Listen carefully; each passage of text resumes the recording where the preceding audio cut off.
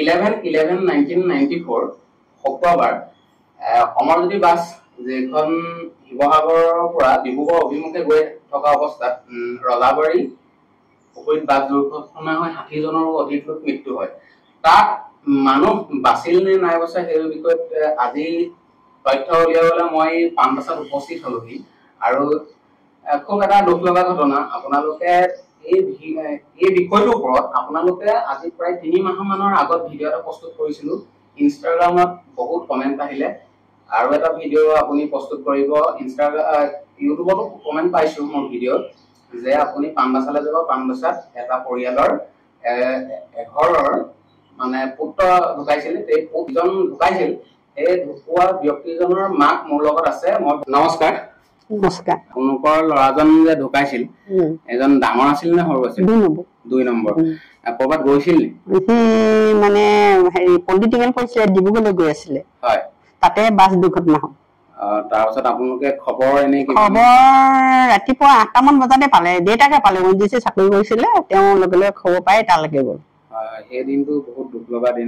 সেইটো বহুত দুখ লগা দিন আছিল। আৰু সেই ল'ৰাজন যেতিয়া আহি ধৰি লওক আপোনাক মাত লগাই গৈছিলে, মা যাওঁ ডিব্ৰুগড় যাওঁ, কৈছে, মাত লগাই গৈছিলে। তাৰপিছত আহি আপোনাৰ ধৰি লওক ঢাৰিত বান্ধি আহিছে, বান্ধি অনা হৈছে। সেইটো ধৰি লওক এজন ল'ৰাই যেতিয়া মাকক মাত লগাই যায়, মা বা দেউতা এফালে যাওঁ ওলাই, আৰু সেই অৱস্থাটোত চাগে আপোনালোকৰ ঘৰত মানে বহু মানুহ আহি গোট খাইছিল। বহুত গোট খাইছিলে। আৰু আগত ভিডিঅ' বনাইছো, পুখুৰীটোত গৈ বনাইছো, আৰু যিসকলে সেই ভিডিঅ'টো চোৱা নাই মই লিংক দি দিছো, আপোনালোকে চাই ল'ব। এখন ঘৰৰ সমস্ত এটা পৰিয়াল নিশেষ হৈ গ'ল। আপোনালোকৰ ঘৰৰ ওচৰৰে বৰ্তমান হৈ গৈছে। যাব সময়ত আৰু সি নিজেই ভাত পানী ৰান্ধিছে। মোৰ ইমান গাটো বৰ ভাল নাই, ৰান্ধি সৰু ভনীয়েকৰ স্কুলত বানফত পঢ়ে, তাইকো ভাত দিলে, ককাকক নিজৰ দেউতাককো দিলে, খোৱা বাই দেউতাক কামলৈ গ'ল।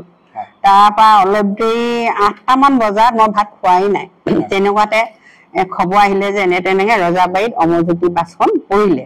পৰিলতে ল'ৰাটো মানে গোটেই বাছখনে গ'ল বুলিও শুনিলো। আৰু শুনাৰ লগে লগে ইয়াৰ পৰা মানুহ গৈ মানে খবৰটো লৈ বোলে ল'ৰাটো নাই, সি লগত বাছতে মৰিলে। তাৰপিছত দেউতাকে গৈ আৰু হয়তো লৈ আহিলে। এজন পুত্ৰ ঢুকালে কেনেকুৱা লাগে আৰু কিনো বহাই কম। এতিয়া এইবিলাক মনত পৰিলে বেয়া লাগে। আজি মানে এখন কাঁহী ভাত বাঢ়িলেও আকৌ তাৰ দ্বিতীয়খন কাঁহীলে মনত পৰে, তালৈ মনত পৰে। সেইটো ক'ত এৰিব পাৰিম। আৰু তেওঁ আপোনাক মানে কৈছিলে যে আজি শুক্ৰবাৰ ঘূৰি আহো, শনিবাৰে কিবা কথা দি থৈছিলে। এই পাত্ৰ হাবি আমাৰ এইটো ফালে আছে, পাত্ৰ হাবিত আমি ল'ৰা ছোৱালী কেইটা হৈ বছৰি মানে সকাম অকমান দিওঁ। সিয়ে চব কাম বন কৰি থৈ গৈছিলে, সকাম বন কৰিবলৈ জোৰ জাপ কৰি থৈ গৈছিলে। কিন্তু আৰু ককায়েকো আছিলে ডিব্ৰুগড়তে, সিও পঢ়ি আছিলে কলেজ পঢ়ি আছিলে। তাকো বোলে দাদাকো লৈ আহোঁগে, আমি দুইটাই শনিবাৰ আহি পাই যাম মা।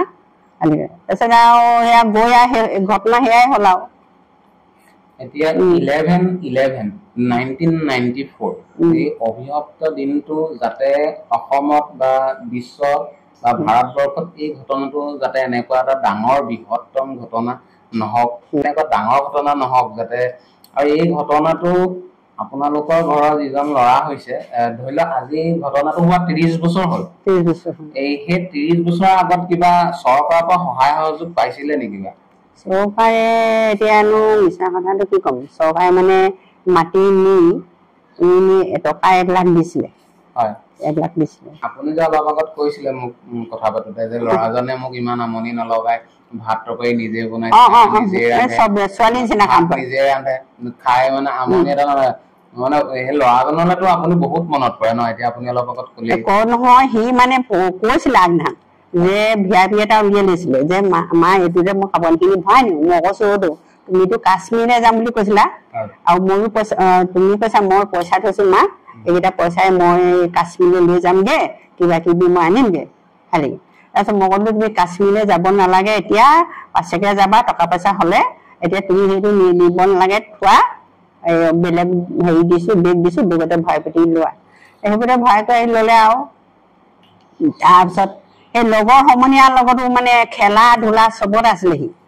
এইটোতে কামতে নাই বুলি ক'ব নোৱাৰি। গাঁৱৰ মানুহে আজিও ক'ব যে গাঁৱত খেলা ধূলাত ৰাপ বা কিবা এটা যি প্ৰতিযোগিতাই নহওক সেইবিলাকৰো যায় এতিয়া মোৰ দুজন ল'ৰা আছে এতিয়াতো নাতি নুতি দিয়ে হ'ল সদায় মাকজনীয়ে কাঁহীখন চুওঁতেই সেইটো হপককে তালো মনত পৰে কাঁহীখনত ভাতকেইটা বাওঁতেই খালি এইটো আৰু মই এৰিব নোৱাৰো মুঠতে এইটো মই কাঁহীখনত যদি ডাঙৰ ল'ৰাটোলে ভাত বাওঁ তাৰ মই সবটো মই এৰিব নোৱাৰো তাক ভাতখন এতিয়া আজি তোমাক পকা কৈছো মই তালে যদি কাঁহীখন মানি ভাতকেইটা মই তালে মোৰ মনত পৰে একদম মনত পৰে মইনো কি কম মই একদম মানে নিজকে নিজে মানে ৰাখি থওঁ আৰু কি কৰিম আৰু উপায় দুখ লগা এটা ঘটনা আৰু সেই অভিশপ্ত দিনটো আমাৰ অসমে হওক ভাৰতে হওক গোটেই পৃথিৱীয়ে হওক ভৱিষ্যতে এনেকুৱা এটা দুখ লগা ঘটনা যাতে কাৰো নহওক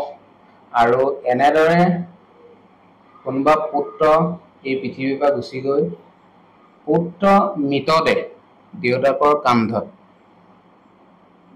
থোৱাটো বহু কষ্টকৰ পুত্ৰৰ মৃতদেহ দেউতাকসকলে কান্ধত তুলিছে তেখেতলোকে এই ভুক্তভোগী আৰু তেখেতলোকে বুজি পাব আৰু আপোনাতকৈ আজি বহু বছৰৰ আগত 30 বছৰৰ আগত তেওঁ গুচি গৈছে তেওঁ বয়স তেতিয়া 18-19 মান আছিলে নে মানে হ'ব 18-20 বছৰীয়া এই পৃথিৱীৰ পৰা গুচি গ'ল আজি 30 বছৰৰ আগত বহুত দুখ লগা ঘটনা আৰু সকলোৱে ভিডিঅ'টো শ্বেয়াৰ কৰিব